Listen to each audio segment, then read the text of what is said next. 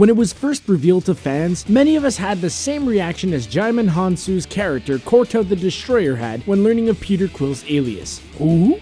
I'm gonna die surrounded by the biggest idiots in the galaxy. Marvel really scraped the bottom of the unknown property barrel here, electing to give us a collection of characters whose level of obscurity was in a class of its own. With Volume 2 on the horizon, we figured it'd be a good time to talk about all the crazy facts you might not know about our favorite interstellar misfits. So pick up your Walkman and grab your Space Rat microphones. Here are CBR's 10 Guardians of the Galaxy secrets you need to know. Digging our videos? Why not hit that subscribe button to stay up to date with all of our sweet content. Yes, Groot, you can press this button.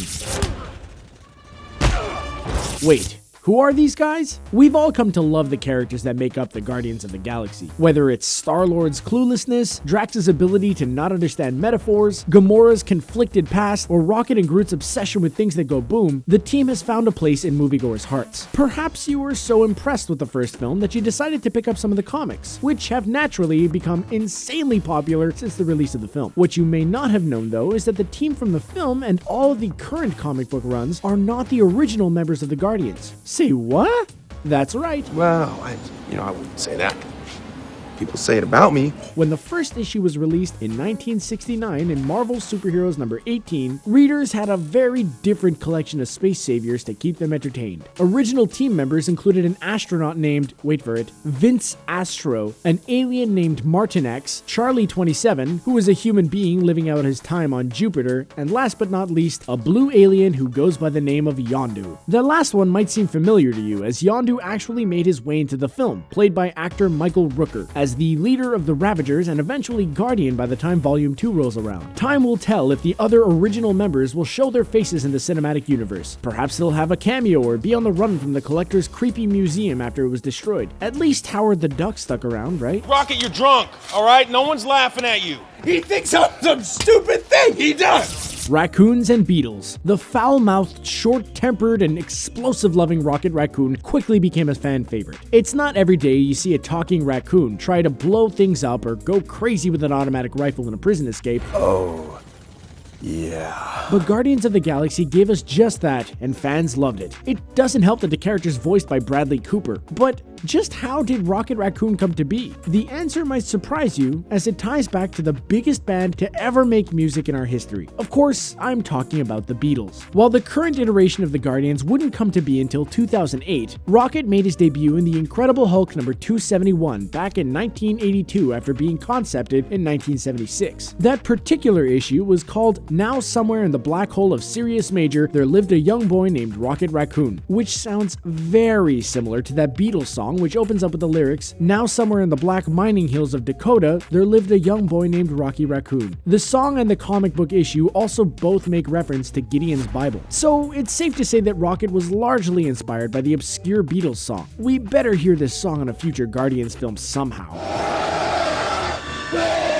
Collected cameo. Before becoming one of the most popular and respected directors working today, James Gunn was a well-known cult director responsible for a little movie called Slither. The film starred Nathan Fillion and Elizabeth Banks, and Guardian's own Michael Rooker, and a weird blend of comedy, science fiction, and horror. Fun fact, Nathan Fillion cameos in this film during the prison scene. After a meteorite crashes to Earth, a malicious alien parasite takes hold of a host and begins transforming him into a gross abomination. The little parasites have become iconic in their own little way, as the film has a huge cult following and had enough attention around it that Marvel gave Gunn a shot to direct the wacky space opera for them. In order to pay homage to his debut work, Gunn decided to slip the slithering little parasites into the final film, although you probably didn't even notice them. While at nowhere, the gang end up visiting the Collector, a bizarre individual with an unusual and probably unhealthy obsession with hoarding just about everything in sight. Seriously, he tries to collect Groot. You must allow me to pay you now so that I may own your carcass. In his Museum of Wonders, though, Gunn decided to have some of his slithering monstrosities lurking around. Does this mean Slither is part of the MCU? Other cameos include an early look at Howard the Duck, Cosmo the Dog, a dark elf from Thor the Dark World, and Chitauri from the Avengers. I think the Collector needs to seek some professional help. See? Groot's the only one of you who has a clue. The creature of many words. I am Groot. I am Groot. I am Groot. I have no idea what I just said in Groot speak, but I hope it was something clever. I am Groot! One of the most curious beings in the entire Marvel character roster, Groot is a giant walking tree who's limited to only saying I and am and Groot in that order to communicate with people. He's kind of like an organic Chewbacca in that not many can understand his gibberish, but his trusty companion somehow can decipher the nonsense coming out of his mouth. But there was a time when Groot was actually quite the chatterbox, at least compared to his current iteration. Groot is actually the first Guardian to have been created, predating Vince Astro and the rest of the gang from 1969. Created by none other than Stan Lee and Jack Kirby back in November 1960 in Tales to Astonish number 13, Groot took the cover by storm simply by being so unusual. What stands out to us in 2017, however, is just how chatty Groot is based off the cover alone. Instead of his trademark Groot speak, the giant imposing tree can be seen yelling, "Behold, I am Groot the Invincible. Who dares defy me?" In this version of Groot, the lovable tree is actually an alien invader from Planet X who absorbs all the wooden objects around him to grow larger by the minute. Wait, what? Impervious to gunfire and traditional fire, Groot was eventually eliminated due to termites unleashed by the scientist Leslie Evans. Thankfully, he was brought back to life and is now a household name for Marvel. No! Time-Travelling Mom? Guardians of the Galaxy started off perhaps a bit darker than most people expected it to. While most of the film was filled with colorful characters, plenty of personality, and a rockin' soundtrack, the opening had to deal with a young Peter Quill at the hospital having to watch his terminal mother pass away in front of him. Yikes. Things only got worse for Peter as he was quickly abducted by the alien gang known as the Ravagers and hasn't seen home ever since. But maybe it wasn't all that bad for Star-Lord's mom. After all, it seems she's some kind of magician or Time Lord. Let's jump back to 1940-something and Captain America's on the road inspiring the American population to buy war bonds to fund Uncle Sam. He quickly became quite good at becoming the Star-Spangled Man with a plan, becoming something of a national sensation, so much so that he ended up having admirers. After one of his shows, Cap can be seen giving out autographs to fans when he's confronted by a beautiful girl. Cap is definitely smitten here. The thing is, that's Laura Haddock, the same actress who plays Quill's mother. It may be crazy to think of it, but it's not impossible to say that it's possible Steve Rogers and this fan got coffee together after a show. One might ask, just how would Quill's mom travel through the decades? And while it's probably just a case of casting the same person twice, wouldn't it be trippy to know that Star-Lord's mom had some hidden powers that we weren't privy to? Metaphors are gonna go over his head. Nothing goes over my head.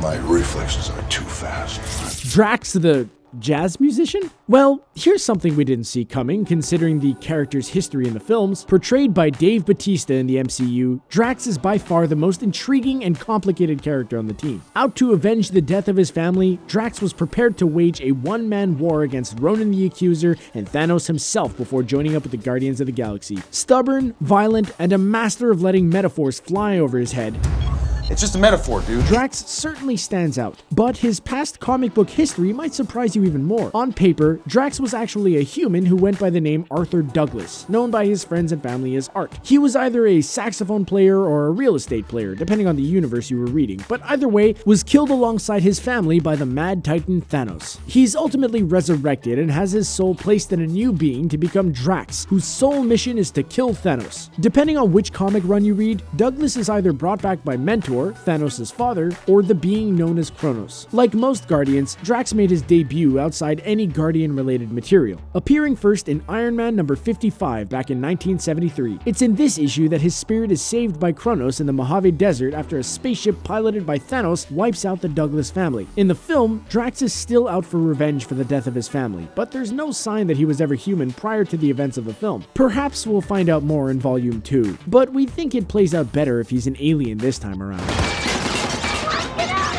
The Iron Groot. Everyone can agree that The Iron Giant is a classic film, right? Okay, good. Directed by Brad Bird back in 1999, the film starred newcomer Vin Diesel in the title role, who up until that point was still a relative newcomer to film, having appeared in a few shorts and Saving Private Ryan prior. Like Guardians, Vin was stuck with a script that had limited dialogue but forced the actor to put tons of emotion into each line.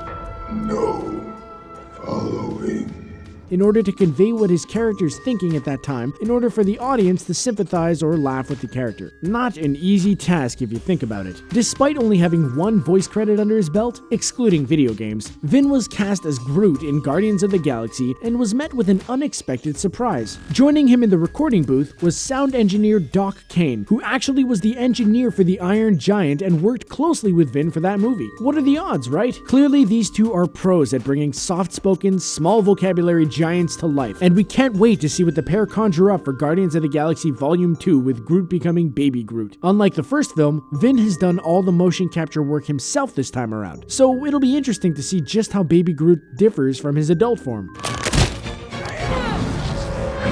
Rocket Raccoon, Arkham Asylum. Okay, so he's not actually in Arkham Asylum, but Rocket Raccoon does have a history with comic book mental asylums. In the film, we got a small glimpse at the backstory of Rocket, who was experimented on and eventually became the explosive-loving, potty-mouthed being that he is today. It's definitely a tragic story, and we don't know what he was like prior to these events, but we think he pulled through okay and definitely took his life into his own hands. Pause. His origin is a bit different in the comics, however, as Rocket was actually working in an insane asylum in space. Guess even aliens need special care. In the comics, a planet is ultimately converted to become a giant ward for the insane, but it eventually went broke and was abandoned by its creators, who left only the patients and their robot servants. Feeling pity for the patients, the robots decided to modify Earth animals that were randomly stashed away in the ward to give the patients some company. Rocket was one of the animals who became a caretaker at the asylum before ultimately escaping after his otter girlfriend is kidnapped. The whole incident with the Hulk happens, and scientists at the asylum decide to make killer clowns. We can see why Rocket's backstory was changed. Good call, guys. In case you were wondering, the patients in question were eventually cured, so there's that at least. And I will bathe the starways in your blood. Thanos the FAMILY Man? Thanos is one of the biggest baddies in comic book history, and hopefully one of the biggest baddies in cinematic history by the time the Infinity War goes down. In the comics, Thanos ends up becoming obsessed with death and chaos from an early age, rejecting his pacifist upbringing. It wasn't long before he became romantically involved with Marvel's literal embodiment of death, known as Mistress Death, and eventually murders his own family in her name. It's only downhill from there as Thanos wipes out civilizations, half the universe with the snap of his fingers, and even some beloved Marvel characters including War Machine, Deadpool, and the Silver Surfer. The guy is not kidding around. Despite his horrible nature though, Thanos actually has a soft spot, at least in the comics. Despite stealing Gamora from an early age to be his adoptive daughter and assassin, details am I right, Thanos actually cared enough about Gamora that he went out of his way and brought her Christmas presents, complete with the Christmas tree. Who knew the birth of Jesus transcends into the cosmos? James Gunn heard about this unusual comic moment and was blown away, so much so that he wants to make Guardians of the Galaxy Christmas special. Gunn revealed via Twitter that he and Kevin Feige have talked about the idea and how hysterical it could be. Hey, as long as it's not the Star Wars Christmas special, go nuts, guys. Guardians is already wacky enough. A Christmas special with their trademark humor would certainly be interesting. I wanted more, sir. You understand? What are you laughing at? Well, I can't have a discussion with this gentleman. So there you have it, folks. What did you think of our list? Which secrets blew your mind? Would you like to see a Guardians of the Galaxy Christmas special? Will Drax turn out to be human in Volume 2? Let us know what you think in the comments below. And don't forget to like and subscribe for more out-of-this-world content like this.